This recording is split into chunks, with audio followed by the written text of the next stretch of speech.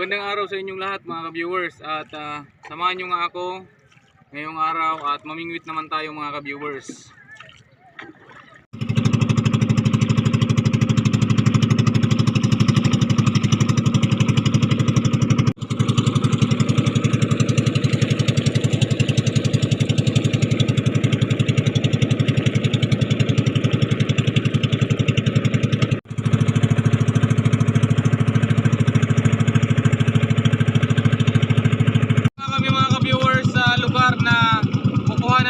Bato na gagamitin namin sa aming pamimingwit. At ayan mga ka-viewers, so tinatawag ito mga ka-viewers ang tinatawag na Bagulayag, Bagulayag Island. Ayan mga ka-viewers, so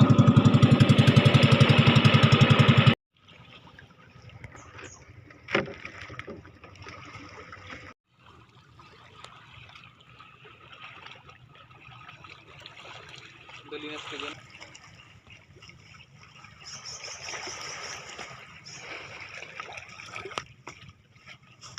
Ayan mga ka-viewers, dito kami namumulot ng bato kung saan gagamitin namin sa aming pamimingwit.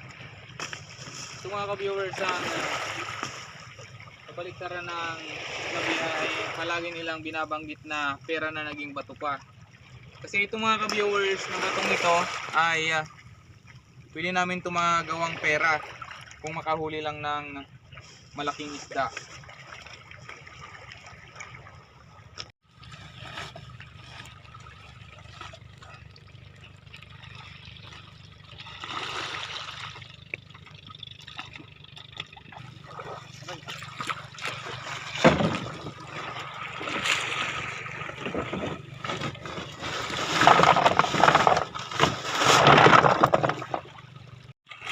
Ito mga ka-viewers, ikadalawang sako ng bato.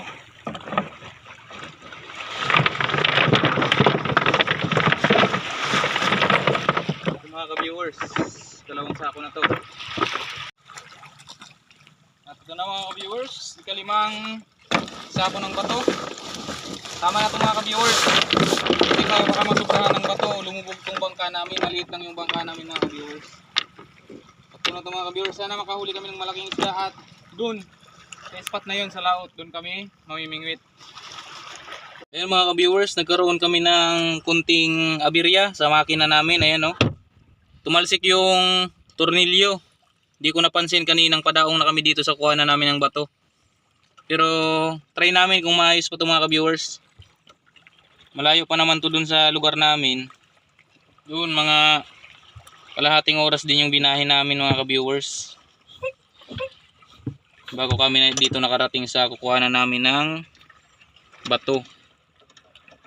Tumalsik yung tornilyo dito sa cross joint ng aming LC. Wala, loose thread na mga ka-viewers. Lema to,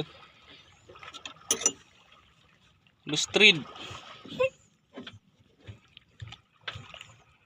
Yan, try ko mga ka-viewers, dahan-dahan lang yung patakbo kasi na lost thread tong kuha namin dito.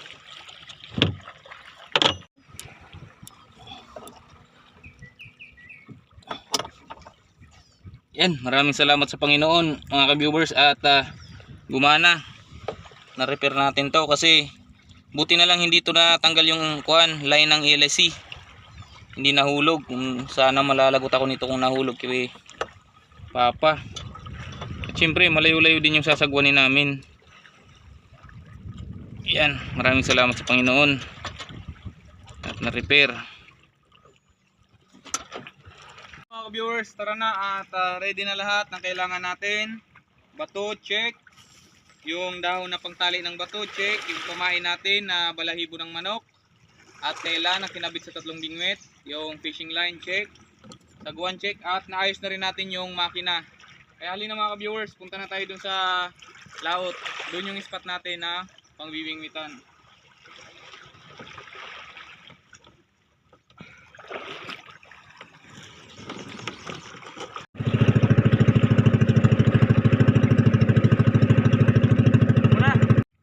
Ayun mga ka-viewers, nakarating na tayo dito sa spot na na aming pagbibingwitan. Ayan mga ka-viewers. Ito kami ngayon sa Barangay Basicaw, Piuduran, Albay. At ito mga ka-viewers, mag-uumpisa na ako. Ito mga ka-viewers yung hiwa-hiwa na dahon ng buri. Yung parang anahaw, parang dahon ng anahaw ito mga ka-viewers. Tapos, kuha ko mga ka-viewers ng, ayan, ito yung bato na kinuha namin kanina. At itatalian ko lang ito mga ka-viewers hanggang to. Ganyan. Tapos, pag natalian ng ganyan mga ka-viewers, puputulin na.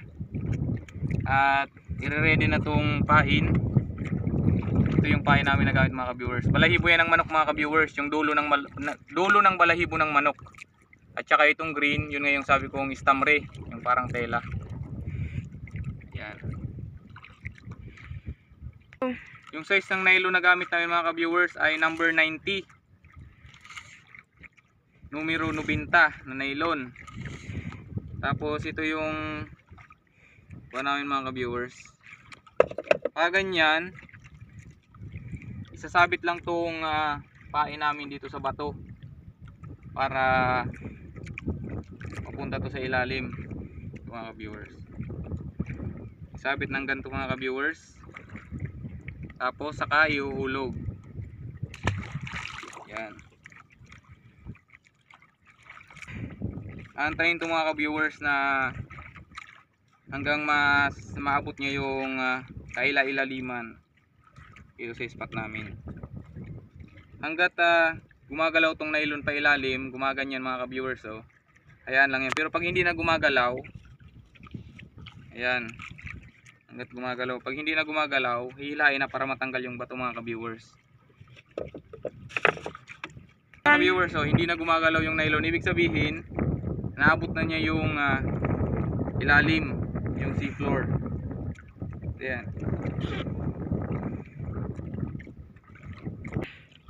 Tatanggalin ganyan sa bato, tapos ganito yung paghatak nito mga ka-viewers. Pag may kumabit diyan, nararamdaman naman dito sa nylon, sa fishing line. Kapag may humahatak, pag may bigla diyan humatak na malakas, yun, hatakin din natin. Kaso unang hulog mga ka-viewers, parang wala. Mga ka-viewers, ikalawang hulog. At ayan yung araw, oh. Hindi namin nakuhanan yung sunrise kanina.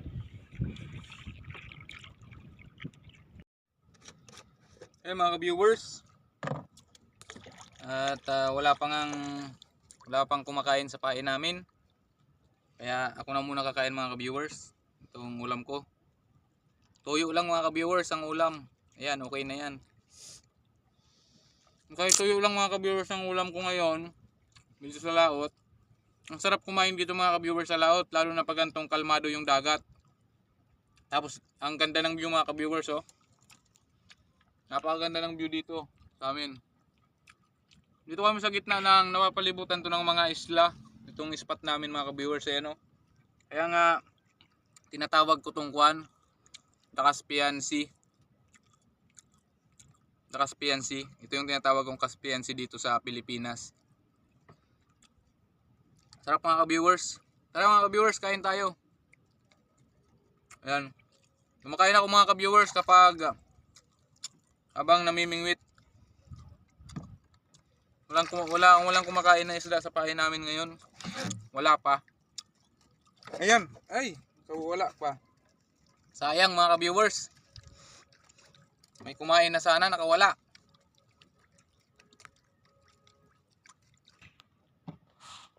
Ayan mga ka-viewers.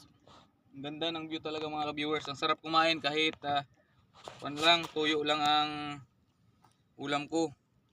Ayan, oh. Ayan mga ka-viewers, oh, kitang kita dito yung dulo ng Mount Mayon ng Mayon Volcano sa Albay. Ayun, Mayon Volcano yun mga ka-viewers, oh. At dito nga kami sa karagatan ng Sitio Tambak, Barangay Maunon, Ligao City, dito sa Albay. Sarap kumain mga ka-viewers, parang mga ka-viewers, kasi mga ka-viewers, pag day off ako sa trabaho sa construction, namimingwit ako. Kaya ito na yung pinakapahinga ko mga ka-viewers. O mga ka-viewers, nakakapagod mangisda. Kasi pagbubuhat lang ng bato, maghapon dito, magalaw-galaw, mag-balance-balance dito sa bangka. Masakit din sa katawan pero okay lang mga ka-viewers, nakaka-addict mamingwit. Kasi ang sarap sa feeling kapag lalo na gantong kalmado.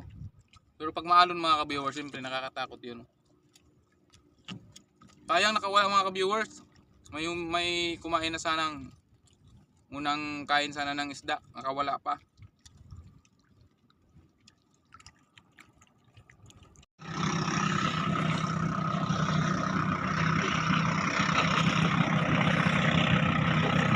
Viewers, mga huli.